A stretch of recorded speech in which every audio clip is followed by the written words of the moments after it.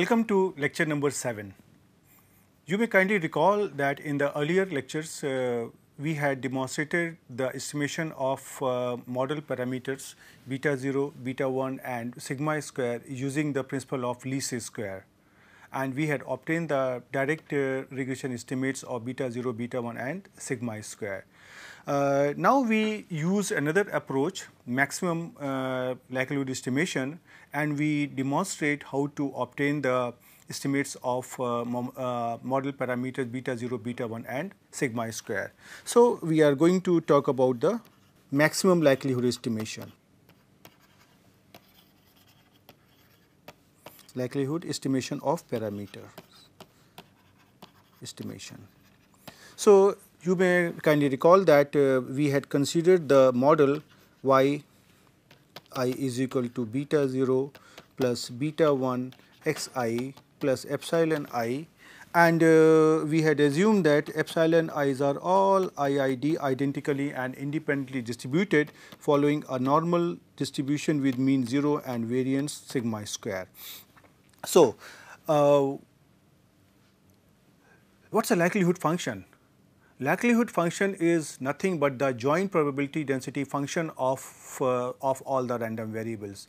So, here we have the random variable epsilon, and then with the joint probability density function of epsilon 1, epsilon 2, epsilon n will be the likelihood function of epsilons.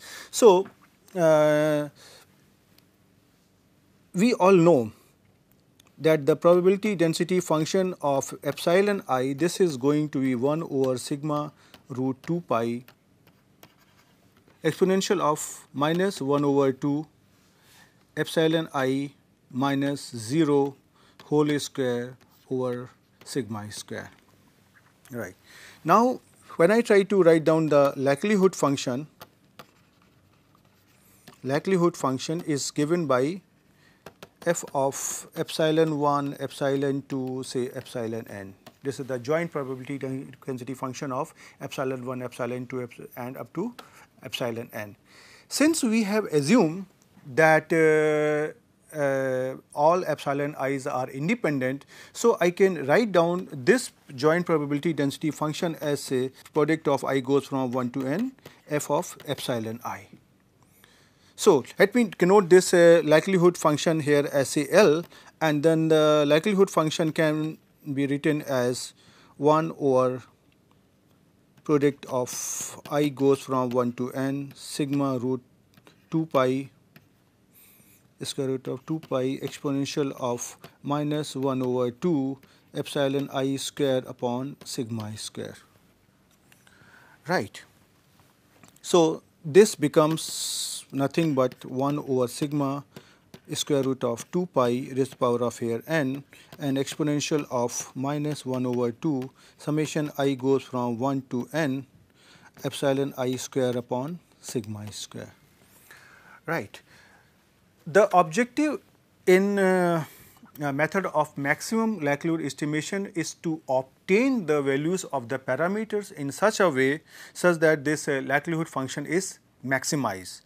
So, here we want to estimate the 3 parameters beta 0, beta 1 and sigma square, but from this likelihood function you can see that still there is no appearance of beta 0 and beta 1. So, I try to write down this likelihood function as a exponential of minus 1 over 2 sigma square I goes from 1 to n, and I try to replace epsilon I by yi minus beta 0 minus beta 1 xi whole square. So, now the objective is very simple. I want to maximize this L, which is our likelihood function, and I want to estimate the parameters beta 0, beta 1 and sigma square. And since we know that log function is a monotonic function, that's a monotonic increasing function. So, you will see later on that it is easier to handle the log likelihood rather than likelihood function. So, at this moment itself, first I can take here a log of likelihood, say log of here L, and I am denoting it by here, say this here L star, right. So, and so this is going to be minus n by 2 natural log of 2 pi minus n by 2 log of sigma I square minus 1 over 2 sigma I square summation I goes from 1 to n y I minus beta 0 minus beta 1 x I whole square. So, now you can see here that this L star, which is the log likelihood, L star is a function of the parameters beta 0, beta 1 and sigma I square. Right. So, now I try to obtain the value of beta 0, beta 1 and sigma I square such that the log likelihood is maximum. So, I use the principle of maxima and minima, for which I find the normal equations like this. Say I will simply partially differentiate the log likelihood function with respect to beta 0, beta 1 and sigma square. Right. So, once I try to differentiate it, I get here minus 1 over sigma square summation I goes from 1 to n y I minus beta 0 minus beta 1 x I, and here I get 1 over sigma minus 1 over sigma square summation I goes from 1 to n y I minus beta 0 minus beta 1 x I times x I, and here I get minus n over 2 sigma square plus 1 over 2 sigma square is a square. So, this will become 1 upon 2 sigma raised to the power of 4 I goes from 1 to n y I minus beta 0 minus beta 1 x I whole square. Right. Now, our next objective is that I will try to equate these normal equations to be 0, and I will try to obtain their solution. So, if so I can do it at this step. For example, so if I try to put it equal to 0, substitute equal to 0, substitute it equal to 0, and then I try to solve it. So, let me call this equation as equation number 1, this equation number 2, and this is equation number 3. So, the first equation, if I try to solve it, this simply gives me summation I goes from 1 to n y I minus beta 0 minus beta 1 x I, put it equal to 0. Right. And this can be written as here as a or n times y bar minus n times beta 0 minus beta 1 times n times x bar, and put it equal to 0, where this x bar is nothing but 1 over n summation n x I, and y bar is 1 over n summation n y I. And now, once I try to solve it, this implies that the value of beta 0 comes out to be y bar minus beta 1 x bar. Right. So, I can treat this beta 0 as the maximum likelihood estimator of beta 0, provided beta 1 is known. So, for a while, let us suppose that beta 1 can be estimated by beta 1 tilde. So, now this beta 0 tilde becomes the maximum likelihood estimator of beta 0. Well, we still have to verify whether this value will provide us the minima or say maxima. That we will try to do in the next slide.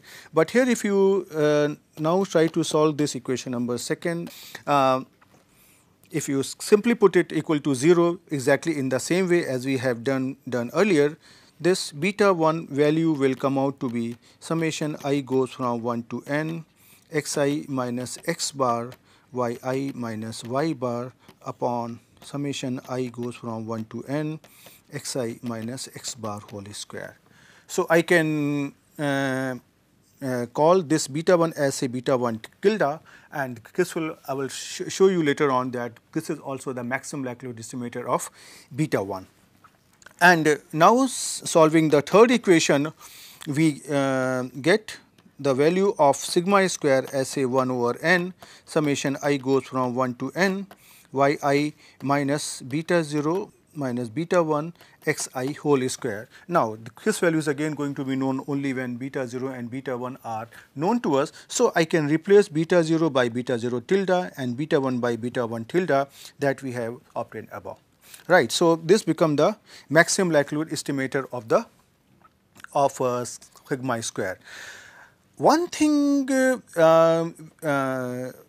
which I would like you to observe is that these thing, one is beta 0 tilde and beta 1 tilde, they are same as ordinary least square estimator of beta 0 and beta 1. If you recall, earlier using the principle of least square, we had obtained the value of beta 0 as beta 0 hat and beta 1 as beta 1 hat, and these two values are the same, right. But this is different from least square estimator.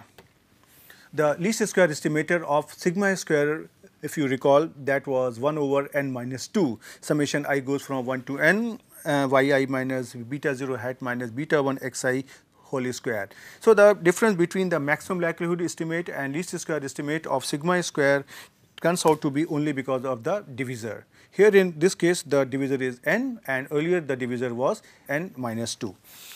Now, still we need to show that the value of beta 0, beta 1 and sigma square that we have obtained as beta 0 tilde, beta 1 tilde and sigma square tilde respectively, they are maximizing the likelihood or minimizing the likelihood. So, I would say simply that the Hessian matrix of second order partial derivatives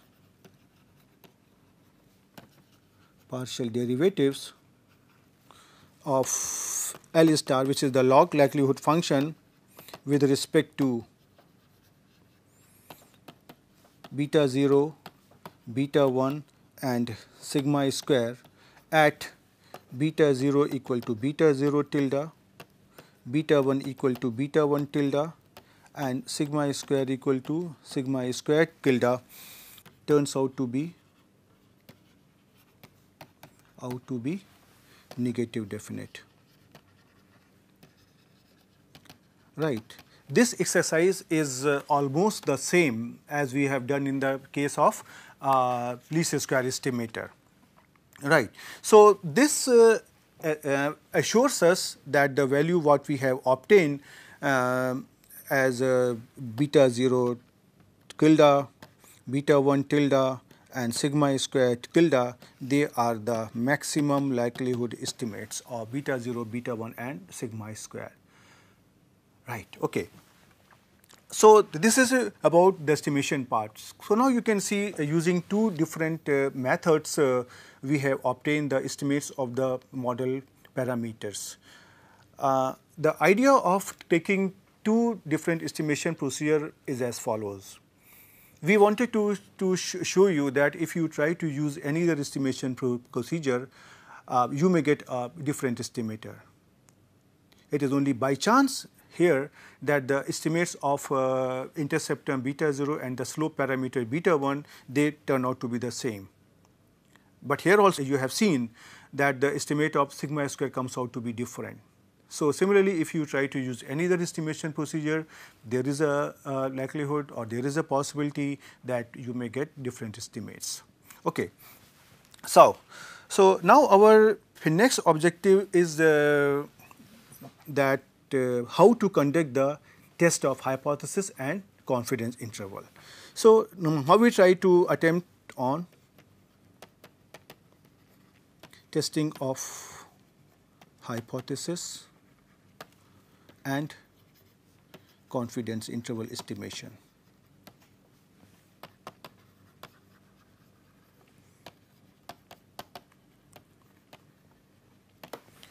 I assume here the participants will have some preliminary knowledge of test of hypothesis and confidence interval estimation, and my objective is to demonstrate here how to conduct the test of hypothesis and confidence interval estimation over the model parameters, say beta 0, beta 1 and sigma square.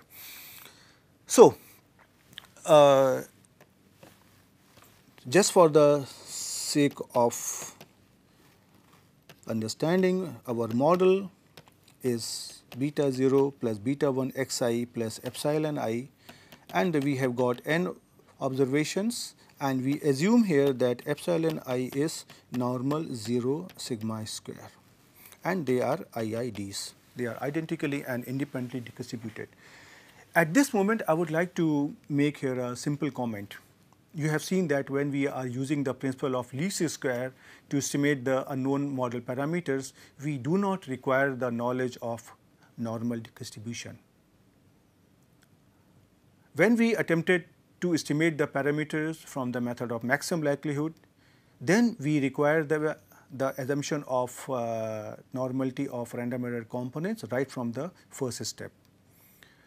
Now, when we are going for testing of hypothesis and confidence interval estimation, then we need the assumption of normal distribution right from the first step. Now, he will be developing the estimates of beta 0, beta 1 and sigma square. So, all those tests are going to be based on this fundamental assumptions that normality assumptions hold true. Okay. So, now in this model setup, I would say that we have here two types of possibilities. One case is that we assume that sigma square is known to us, and another possibility is that we assume that sigma square is unknown to us. Right. And then we will try to develop here three setups. One for beta 0, another for beta 1 and another for sigma square.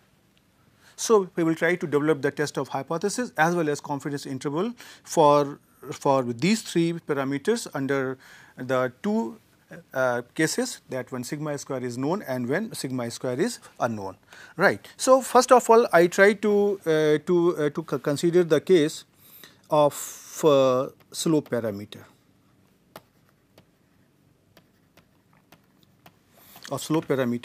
And my null hypothesis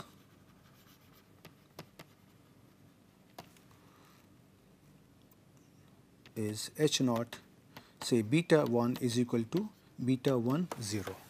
This beta 1 0 is some given constant, and this is assumed to be known. Before going forward, I would like to inform you that this test of hypothesis and confidence interval estimation, they play a very important role in getting a good model. Later on, you will see that through testing of hypothesis and confidence interval estimation, we try to judge whether a variable is important or not. So, this is very important for us to understand that how we are going to develop the test and under what type of conditions we are going to use it. Okay. Now, you can recall that you had estimated the slope parameter by Sxy upon Sxx, and that was in both the cases, whether it was ordinary least square estimation or this was method of maximum likelihood estimation. Right. So, now I try to consider the first case, that when sigma square is known. Right. So, under this thing, since we have assumed that expected value of epsilon I is 0 and variance of epsilon I is sigma square. So,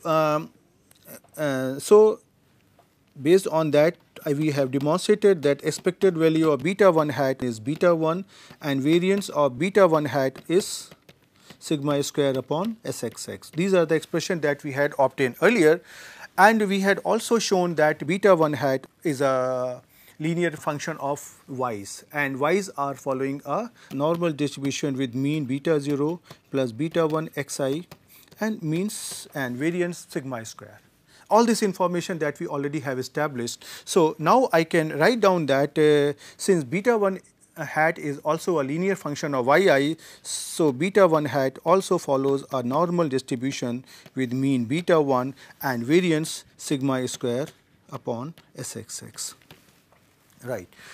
So, based on that, now I can create here a statistics. So, now I can write down here that beta 1 hat minus beta 1 0 divided by square root of sigma square over sxx, that we know this is going to follow a normal distribution with mean 0 and variance 1, right, when H naught is true. So, let me denote this statistics as Z1. So, now Z1 is the test statistics that can be used to test the significance of slope parameter when sigma square is known, right. So, this test statistic can be used to test the significance of beta 1 when sigma square is known, right. How to get it done? So, we know that in the case of test of hypothesis, if I try to draw the distribution, the entire distribution is divided into two parts, right. One is critical region, and another is, say this here, acceptance region. Okay, and this is here the mean 0, and this is the curve of normal 0 1. So, now depending on the alternative hypothesis, I can frame here different types of decision rules, right. Suppose my alternative hypothesis is beta 1 greater than beta 1 naught. Okay.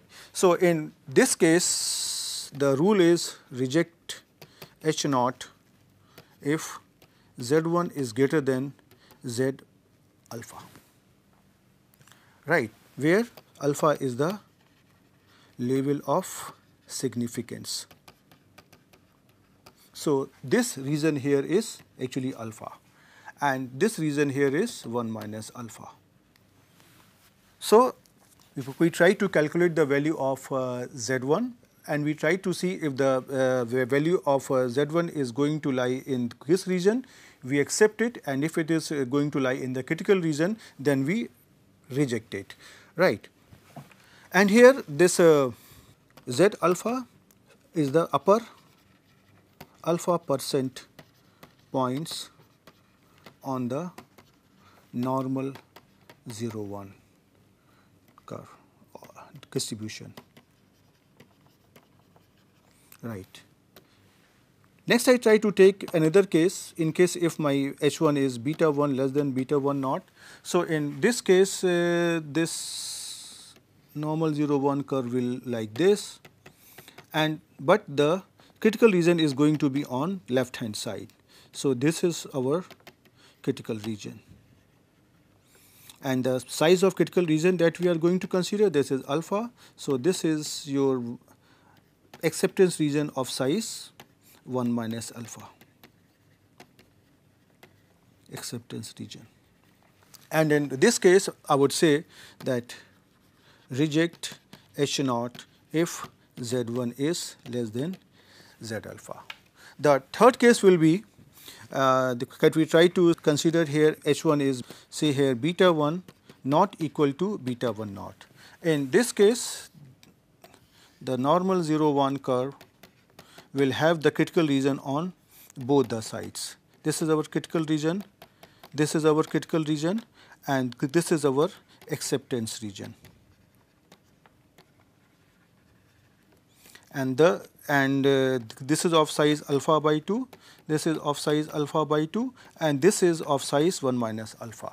So, these are the points which are minus Z alpha by 2 and this is the point which is z alpha by 2, because the mean lies over here, right. So, in this case I would say that reject H naught if Z1 mod of Z1 is greater than Z alpha by 2. So, this is how we are going to take a decision, right. So, we stop here, and in this lecture I have tried to explain you in detail that how we are going to construct a test of hypothesis. We have considered the case for the test of hypothesis H naught beta 1 is equal to beta 1 naught, and I have given you the development of the statistics and how to take the decision on 3 types of alternative hypothesis. Now, I will try to take some more cases, for example, when sigma square is unknown, and then the test of hypothesis based on intercept term and sigma square in the next lecture. Till then, goodbye.